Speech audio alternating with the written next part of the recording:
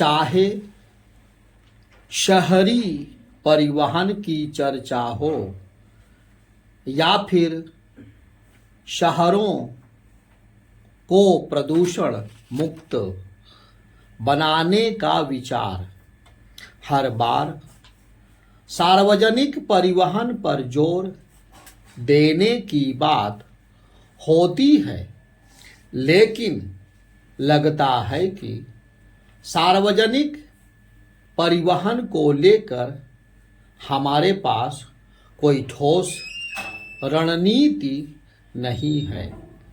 यह स्थिति तब है जब जलवायु परिवर्तन पर हुए प्रत्येक सम्मेलन के दौरान यह संकल्प लिया गया था कि वर्ष 2035 तक परिवहन के जरिए होने वाले उत्सर्जन से मुक्ति पा ली जाएगी। सार्वजनिक परिवहन को बढ़ावा देने से होने वाले फायदे को समझने से पहले हमें परिवहन से हो रहे पर्यावरण के नुकसान पर ध्यान देना चाहिए। हवा की गुणवत्ता पर खराब असर डालने में सबसे ज़्यादा योगदान वाहनों से होने वाले उत्सर्जन का है, जो करीब 30% है। एक वाहन पूरे साल में करीब 290 गीगाग्राम ग्रीन हाउस गैस उत्सर्जित करता है।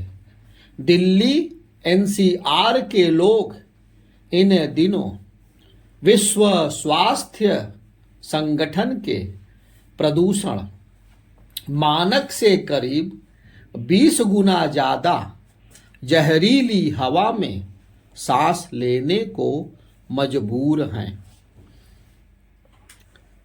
सिर्फ दिल्ली ही नहीं, समूचे उत्तर भारत का वायु गुणवत्ता सूचकांक खतरनाक स्तर पर पहुंच चुका है। पिछले कुछ वर्षों से यह स्थिति नवंबर दिसंबर में ज़्यादा दिखने लगी है। जब ऐसी स्थिति होती है तब वायु प्रदूषण के लिए पंजाब, हरियाणा आदि में जलाई जाने वाली पराली को जिम्मेदार ठहराया जाने लगता है। इसमें दो राय नहीं कि पराली जलाने से प्रदूषण बढ़ता है, लेकिन हकीकत यह भी है कि यह प्रदूषण मौसमी है, जबकि कुल प्रदूषण में औद्योगिक उत्सर्जन के बाद वाहनों से होने वाले उत्सर्जन की हिस्सेदारी काफ़ी है। इन्हीं कारणों से दुनिया सार्वजनिक परिवहन का महत्व समझ रही है।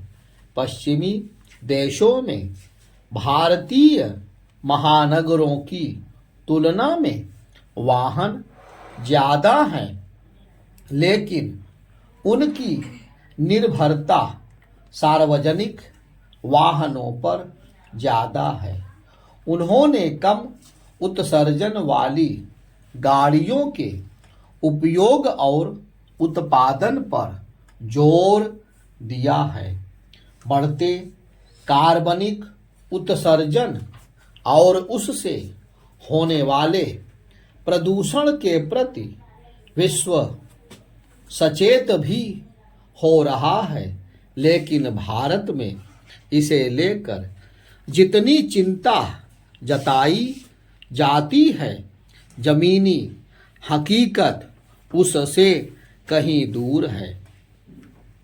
परिवहन व्यवस्था देखने की जिम्मेदारी जिस सरकारी तंत्र पर है, वह सार्वजनिक वाहनों के प्रति सही नजरिया नहीं रखता।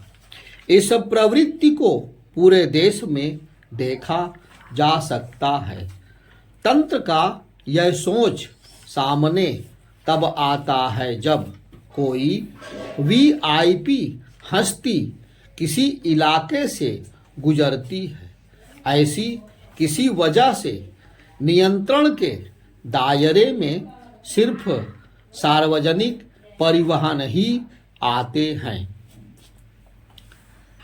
दिल्ली में ही जब पुलिस कहीं परिवहन प्रतिबंधित करती है तो उस इलाके में बसें और ऑटो पर रोक होती है, लेकिन निजी कारों पर वह रोक नहीं लगाती। इससे दो तरह का नुकसान होता है। सार्वजनिक परिवहन से यात्रा करने वाले यात्री संबंधित क्षेत्र में स्थित अपने दफ्तर नहीं जा पाते। फिर उन्हें लगता है कि पेट काट कर ही सही कार या बाइक खरीद लेनी चाहिए। इससे सार्वजनिक परिवहन व्यवस्था हतोत्साहित होती है। दूसरी गड़बड़ी होती है कि एक बस में औसतन जहां 40-50 यात्री सवार होते हैं, वहीं एक कार में औसतन एक ही व्यक्ति होता है। जाहिर है कि प्रति व्यक्ति प्रदूषण भी बढ़ता है। ज़्यादा कारों का मतलब है ज़्यादा प्रदूषण, लेकिन प्रदूषण पर चिंतित होने और सार्वजनिक परिवहन व्यवस्था की दुहाई देने वाली व्यवस्था का इस पर ध्यान नहीं जा रहता। अव्वल तो होना यह चाहिए कि नियंत्रण वाली स्थिति के दौरान सार्वजनिक परिवहन को उस रास्ते से गुजरने देना चाहिए, जबकि कारों या ऐसे ही दूसरे निजी वाहनों के आवागमन को नियंत्रित करना चाहिए। इसके अलावा सड़कों को ट्रैफिक जाम और अतिक्रमण से भी मुक्त किया जाना चाहिए, क्योंकि जब वाहन धीमी गति से चलते हैं तो उनसे होने वाला उत्सर्जन भी बढ़ जाता है। दुनिया में ऑटोमोबाइल उद्योग में जब उछाल आता है तो इसे आर्थिकी के विकास के तौर पर स्थापित किया जाता है। इसके दूसरे पक्ष को भुला दिया जाता है। वह पक्ष इन वाहनों से होने वाले प्रदूषण का होता है। इंटरनेशनल रोड फेडरेशन के अनुसार 2020 में भारत में 32.63 करोड़ वाहन थे।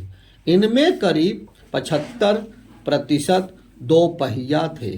तब से लेकर जुलाई 2023 तक इस संख्या में करीब 2 करोड़ से ज़्यादा नए वाहन जुड़ गए हैं। इसमें सबसे ज़्यादा निजी वाहन हैं, जबकि सार्वजनिक वाहनों की संख्या बेहद कम है। इसीलिए कई बार न चाहते हुए भी लोग अपने काम के लिए निजी वाहनों का इस्तेमाल करने को मजबूर होते हैं। इसकी पुष्टि बीते सितंबर में हुआ एक सर्वेक्षण भी करता है। एक सार्वजनिक परिवहन ऐप के सर्वे के मुताबिक देश के ज़्यादातर यात्री भीड़ भाड़ के चलते सार्वजनिक परिवहन से बचना चाहते हैं। देश में ऐसे यात्रियों की संख्या करीब 37% है। इस सर्वे के नतीजे बताते हैं कि सार्वजनिक परिवहन विशेषकर बसों का कोई विश्वसनीय टाइम टेबल नहीं है। शहरी वर्ग के करीब 28% यात्री इसी वजह से बस परिवहन से बचते हैं। वहीं ग्रामीण क्षेत्रों में सार्वजनिक परिवहन की तो हालत पूछना भी बेकार है।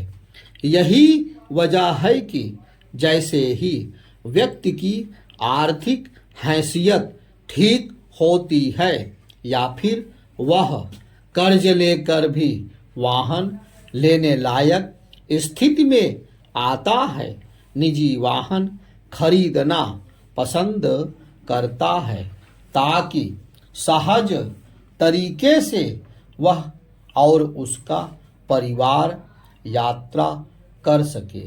इन सब वजहों से भारतीय सड़कें, विशेषकर शहरी सड़कें, भीड़ से त्रस्त तो हैं ही, ध्वनि और वायु प्रदूषण से भी बदहाल हैं।